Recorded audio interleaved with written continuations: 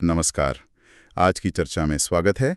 यह है 18 अगस्त 2025 की समसामयिक घटनाओं पर हमारी बातचीत का भाग एक, खास तौर पर यूपीएससी की तैयारी करने वालों के लिए। जी नमस्कार। आज हमारे पास विज्ञान, रक्षा, पर्यावरण और कुछ अंतर्राष्ट्रीय घटनाओं से जुड़े कई जरूरी विषय हैं। हाँ, और कोशिश यही रहेगी कि हम इन स्रोतों से जो सबसे अहम जानकारी है उसे निकालें और समझें। बिल्कुल। और हो सकता है इनमें से कुछ विषयों पर हमने पहले भी थोड़ी बात की हो, तो एक तरह का रिवीजन भी हो जाएगा। सही कहा। चलिए तो फिर शुरू करते हैं। सबसे पहले अमेरिका की एक नई मिसाइल रक्षा प्रणाली, गोल्डन डोम की बात। ये जमीन और अंतरिक्ष दोनों पर आधारित होगी, ऐसा कहा जा रहा है। हाँ बिल्कुल।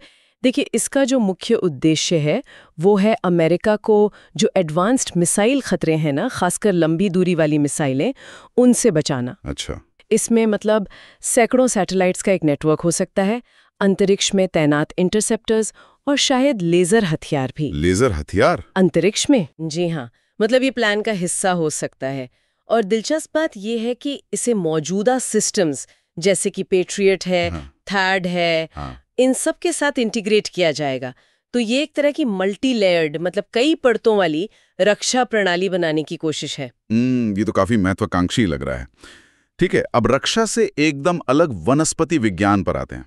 भारत में एक नई ताड़ प्रजाति मिली है, फिनिक्स रॉक्सबर्गी। हाँ, फिनिक्स रॉक्सबर्गी। इसका नाम विलियम रॉक्सबर्ग के सम्मान में रखा गया है, जिन्हें भारतीय वनस्पति विज्ञान का जनक मानते हैं। ओके, और ये दिखती कैसी है? कुछ खास? ये थोड़ी थोड़ी फिनिक्स सिल्वेस्ट्रिस, मतलब जो जंगली खजूर होता है, वैसी दिखती है।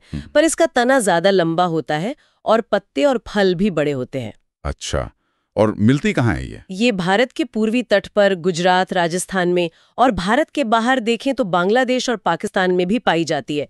मतलब जैव विविधता के लिहाज से एक अच्छी खबर है। जरूर। अच्छा, विज्ञान में ही एक और बात, ई कॉलाई बैक्टीरिया, सुना तो है नाम? हाँ हाँ, इकोलाई। तो शोधकर्ताओं ने क्या किया है, जेनेटिक इंजीनियरिंग से इसे एक ऐसे रासायनिक सेंसर में बदल दिया है जो सीधे इलेक्ट्रॉनिक से जुड़ सकता है। अरे वाह! मतलब बैक्टीरिया से बना सेंसर, इसका क्या इस्तेमाल हो सकता है? हाँ, सोचिए जरा, बायोसेंसर टेक्नोलॉजी में ये बहुत बड़ा कदम हो सकता है। जैसे पर्यावरण में प्रदूषण की निगरानी करनी हो या फिर मेडिकल जांच में। इसका इस्तेमाल हो सकता है।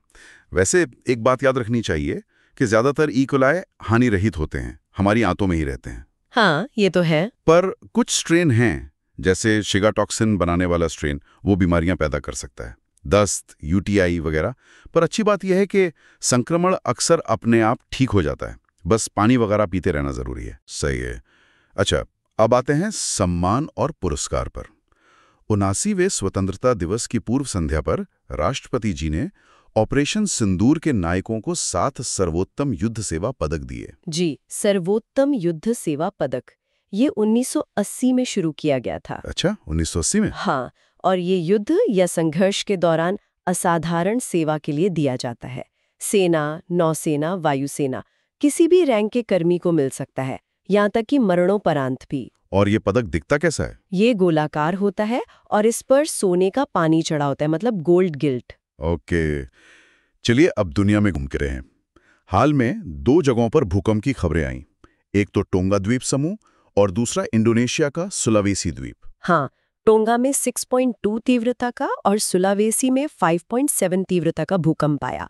टोंगा पता है कहाँ है? टोंगा प्रशांत महासागर में कहीं है शायद। बिल्कुल, पॉलिनेशिया में करीब 169 द्वीपों का देश है ये। फिजी के पश्चिम में और समोआ के उत्तर में।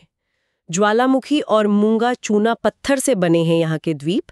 राजधानी नुक्वालोफा है। अच्छा, और सुलावेसी? सुलावेसी इंडोनेशिया का एक बहुत बड़ा द्वीप है।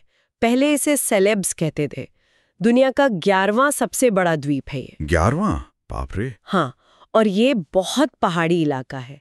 यहाँ दक्षिण पूर्व एशिया की सबसे गहरी झील मटानो झील भी है और सबसे ऊंची चोटी है माउंट रिटेनकोम्बुला। दोनों ही जगह मतलब भूगर्भीय रूप से सक्रिय हैं। बिल्कुल, पैसिफिक रिंग ऑफ फायर के करीब है। ठीक है, वापस विज्ञान पर आते हैं। आयोनिक तरल पदार्थ, आयोनिक लिक्विड्स या आईएलएस, इनके बारे में एक बड़ी दिलचस्प खोज है कि ये चट्टानी सुपर अर्थ ग्रहों पर जीवन की संभावना बना सकते हैं, खासकर जहां पानी कम हो और ज्वालामुखी गतिविधि हो। ये आयोनिक तरल पदार्थ होते क्या हैं आखिर? देखिए, ये असल में नमक की ही एक श्रेणी है, पर खास बात यह है कि एक कमरे के तापमान पर तरल अवस्था में होते हैं, लिक्विड होते हैं और पूरी तरह से आयनों से बने होते हैं। अच्छा, नमक जो लिक्विड हो। हाँ, कुछ ऐसा समझ लीजिए। और इनके गुण बड़े काम के हैं, जैसे ये जलते नहीं हैं, अज्वलनशील होते हैं, बहुत ज्यादा तापमान झेल सकते हैं, बिजली के अच्छे कंडक्टर हैं। ओके। इसी वजह से केमिस्ट्री में, खासकर ग्रीन केमिस्ट्री में, इनका बहुत इस्तेमाल होता है, सिंथेसिस में, कैटालिसिस में। और अब देखिए, एस्ट्रोबायोलॉजी यानी खगोल जीव विज्ञान में भी इनकी अहमियत सामने आ रही है। कमाल है। अच्छा, अब पोषण विज्ञान से जुड़ी एक बात, किण्वित खाद्य पदार्थ मतलब फर्मेंटेड फूड्स। हाँ, जैसे दही, अचार, डोसा बैटर वगैरह। हाँ, तो एक स्टडी बताती है कि इनमें जो बायो एक्टिव पेप्टाइड्स BAPs होते हैं, उनका असर अलग अलग आबादी पर अलग अलग होता है। भारत जैसी विविध आबादी वाले देश के लिए इसका क्या मतलब है? इसका मतलब है पर्सनलाइज्ड न्यूट्रिशन, यानी व्यक्तिगत पोषण का रास्ता खुल सकता है। देखिए, पेप्टाइड्स क्या हैं? अमीनो एसिड की छोटी छोटी चेन्स। हाँ। और बायोएक्टिव होने का मतलब है कि उनका हमारे शरीर पर कोई अच्छा पॉजिटिव असर होता है, जैसे पाचन सुधारना या इम्यूनिटी बढ़ाना। ये हमें ज्यादातर पौधों और जानवरों से मिलते हैं, जैसे दूध, सोयाबीन वगैरह में। तो अलग अलग लोगों पर अलग असर क्यों? हाँ, यही तो बात है। भारत में इतनी विविधता है, जेनेटिक बनावट अलग, खान पान की आदतें अलग, तो ये समझना कि किस समूह के लिए कौन से BAP ज्यादा फायदेमंद हो सकते, ये स्वास्थ्य के लिहाज से बहुत उपयोगी साबित हो सकता है। भविष्य में शायद आपकी जरूरत के हिसाब से फर्मेंटेड फूड डिजाइन किए जा सकें। ये तो बहुत ही दिलचस्प है। अच्छा, अब ऊर्जा क्षेत्र की तरफ चलते हैं। LNT की जो ग्रीन मॉलिक्यूल शाखा है, उसे इंडियन ऑयल की पानीपत रिफाइनरी में भारत का सबसे बड़ा ग्रीन हाइड्रोजन प्लांट बनाने का टेंडर मिला है। हाँ, और इस ग्रीन हाइड्रोजन का इस्तेमाल होगा हरित अमोनिया यानी ग्रीन अमोनिया बनाने में। हरित अमोनिया पर आजकल काफी जोर दिया जा रहा है ना? बिल्कुल। देखिए, हरित अमोनिया बनाने के लिए जो हाइड्रोजन इस्तेमाल होती है, वो रिन्यूएबल एनर्जी जैसे सोलार या विंड पावर से बनाई जाती है। उसे ग्रीन हाइड्रोजन कहते हैं। ओके। फिर इस ग्रीन हाइड्रोजन और हवा से ली गई नाइट्रोजन को मिलाकर हैबर-बॉश प्रक्रिया से अमोनिया बनाते हैं। खास बात यह है कि इस पूरी प्रक्रिया में CO2 उत्सर्जन नहीं होता, जो पारंपरिक अमोनिया बनाने में होता है। अच्छा, तो ये क्लीन है पूरी तरह से? हाँ, इसीलिए इसे ग्रीन कहते हैं। और इसका इस्तेमाल उर्वरक बनाने में, कई तरह के रसायन बनाने में, और भविष्य में इसे जहाज़ों के ईंधन या बिजली बनाने के लिए भी इस्तेमाल करने की बात चल रही है।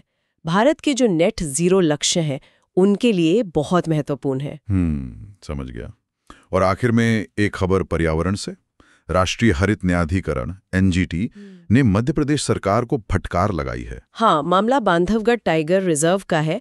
वहाँ के कोर एरिया में सरकार हर साल एक दर्शन यात्रा की अनुमति दे रही थी। कोर एरिया में, टाइगर रिजर्व के? जी हाँ, बांधवगढ़ मध्य प्रदेश के उमरिया जिले में है, सतपुड़ा और विंध्य पहाड़ियों के बीच, और माना जाता है कि यहाँ भारत में बाघों का घनत्व सबसे ज्यादा है। यहाँ पुराना किला भी है, गुफाएं हैं, साल के जंगल हैं। तो NGT का कहना है कि टाइगर रिजर्व के कोर एरिया में, जो सबसे संरक्षित क्षेत्र होता है, इस तरह की धार्मिक यात्रा की अनुमति देना वन्य जीव संरक्षण कानूनों का उल्लंघन है। ये तो संरक्षण बनाम परंपरा वाला मुद्दा हो गया। बिल्कुल, पर्यावरण, प्रशासन और नियमों के पालन से जुड़ा एक महत्वपूर्ण मामला है ये। तो ये थी आज की कुछ मुख्य खबरें और उनके पीछे की जानकारी।